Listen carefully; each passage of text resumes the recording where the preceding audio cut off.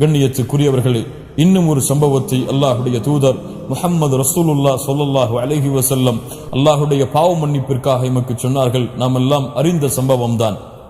முன்னால் உள்ள காலத்திலே 99 கொலைகளை ஒரு மனிதன் செய்தான். 99 கொலைகளை செய்யவில்லை, அவன் 99 குடும்பங்களை கொண்டிருந்தான். எத்துணை பிள்ளைகள் அவனால் அனாதையாக்கப்பட்டிருப்பார்கள், எத்துணை மனைவிமார்கள் அவனால் விதவியாக்கப்பட்டிருப்பார்கள், எத்துணை பெற்றோர்கள் பிள்ளை இழந்து வாடி இருப்பார்கள். 99 கொலைகளை செய்தவன் அல்லாஹுவை நோக்கி திரும்ப வேண்டும் என்று ஆசைப்பட்டான். அல்லாஹு அக்பர். அல்லாஹுவை நோக்கி செல்ல வேண்டும் என்று ஆசைப்பட்டான். அந்த ஊர்வாசிகளிடத்திலே கேட்டான், எனக்கு அல்லாஹுடைய மன்னிப்பு உண்டா, அல்லது இதை அறிந்தவர்கள் யாராவது இருக்கிறார்களா? அந்த ஊர்வாசிகள் எல்லாம் ஒரு துறவியை அவனுக்கு அடையாளம் காட்டினார்கள். அந்த துறவியிடத்திலே சென்று சொன்னான், துறவியை, நான் 99 கொலைகளை செய்திருக்கிறேன், அல்லாஹ்விடத்திலே எனக்கு மன்னிப்பு உண்டா? அந்த துறவி சொன்னார், 99 கொலைகளை செய்திருக்கிறாயா? உன்னை அல்லாஹ் மன்னிக்கவே மாட்டான். கோபம் வந்தது, ரோஷம் வந்தது. என்னை பார்த்து அல்லாஹ் என்னை மன்னிக்க மாட்டான் என்று கூறினாயா என்று 99 கொலைகளை செய்தவன் அந்த துறவியையும் கொலை செய்து 100ஆக தன் கொலையுடைய எண்ணிக்கையை பூர்த்தி செய்தான். அவனுடைய உள்ளம் மீண்டும் தூண்டியது. நீ அல்லாஹ்விடத்திலே பாவ மன்னிப்பை பெற வேண்டும், நீ அல்லாஹ்வை நோக்கி செல்ல வேண்டும். மறுபடியும் கேட்டான், யாராவது அறிந்தவர்கள் இருக்கிறார்களா? இன்னொரு துறவி அடையாளம் காட்டப்பட்டார். அவரிடத்திலே சென்றான். நான் 99 கொலைகளை செய்தேன், ஒரு துறவியை சந்தித்தேன், அவர் என்னை அல்லாஹ் மன்னிக்க மாட்டான் என்று கூறினார்.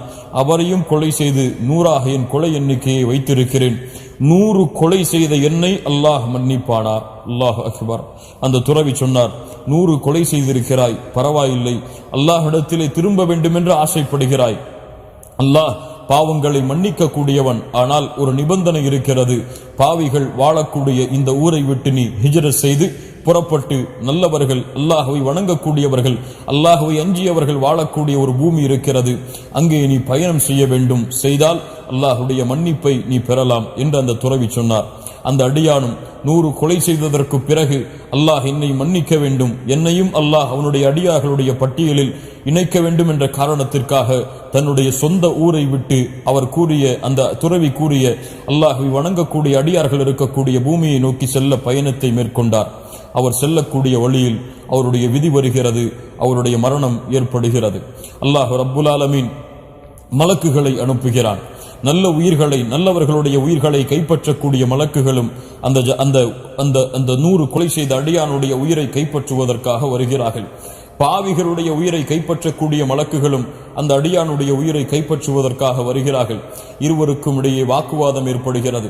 நல்லவர்களுடைய உயிரை கைப்பற்றக்கூடிய மலக்குகள் சொன்னார்கள், 100 உயிரை கொலை செய்தாலும் அல்லாஹ்வை நோக்கி திரும்பி வர வேண்டும் என்ற ஆசை கொண்டு பயணம் செய்பவன், இவனை நாங்கள் தான் கைப்பற்றி செல்லுவோம். பாவிகளுடைய உயிரை கைப்பற்றக்கூடிய மலக்குகள் சொன்னார்கள், 100 கொலை செய்தவன் இவன் பாவி, இவனை பாவிகளுடைய உயிரை கைப்பற்றக்கூடிய மலக்குகள் தான் கைப்பற்றி செல்லுவோம் என்று இருவருடைய வாக்குவாதத்தையும் தீர்த்து வைப்பதற்காக அல்லாஹ் ரப்புல் ஆலமீன் இன்னொருவரை அனுப்புகிறான். அவர் கூறுகிறார், அளந்து பாருங்கள், இவர் கடந்து வந்த தூரம் நல்லவர்களுடைய ஊருக்கு அருகாமையில் இருந்தால் நல்லவர்களுடைய உயிரை கைப்பற்றக்கூடிய மலக்குகள் இவரை எடுத்துச் செல்லுங்கள். பாவிகளுடைய ஊருக்கு இவருடைய தூரம் அருகாமையில் இருந்தால் பாவிகளுடைய உயிர்களை கைப்பற்றக்கூடிய மலக்குகள் இவர் உயிரை எடுத்துச் செல்லுங்கள் என்று தீர்ப்பு சொன்னார். அந்த தீர்ப்பை நிறைவேற்றினார்கள்.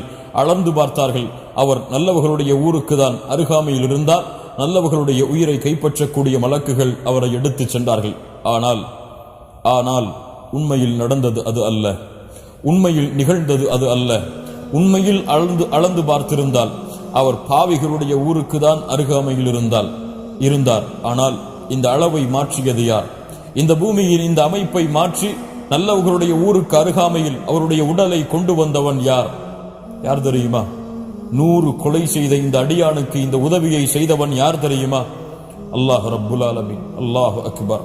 ஆம் கண்ணியத்துக்குரியவர்களே, அந்த அல்லாஹ் தான் பூமிக்கு கட்டளையிட்டான். அல்லாஹ்வுடைய தூதர் ஸல்லல்லாஹு அலைஹி வஸல்லம் சொன்னார்கள், அல்லாஹ் பூமிக்கு கட்டளையிட்டான், நல்லவர்களுடைய ஊரே இவனுக்கு அருகாமையில் வந்து விடுகின்று, பாவிகளுடைய ஊரே இவனை விட்டு தூரமாக சென்று விடுகின்று.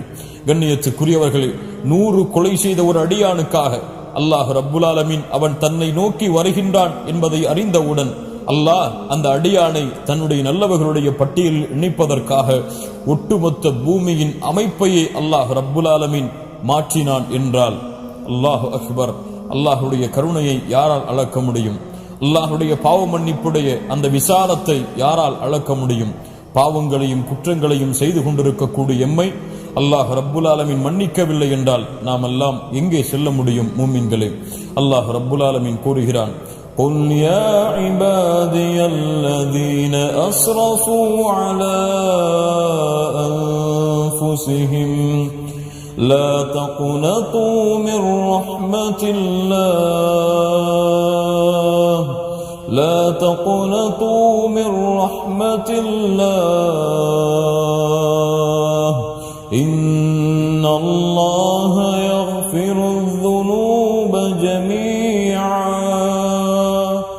அல்லாஹ் ரப்புல் ஆலமீன் கூறுகிறான், வரம்பு மீறி பாவம் செய்த என் அடியார்களே, அல்லாஹ்வுடைய அருளில் நம்பிக்கை இழக்காதீர்கள்.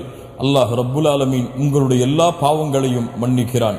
அல்லாஹ் ரப்புல் ஆலமீன் கேட்கிறான், வமை யக்ஃபிரு ذுனூப இல்லல்லாஹ், அல்லாஹ்வை தவிர உங்களுடைய பாவங்களை யாரால் மன்னிக்க முடியும் என்று.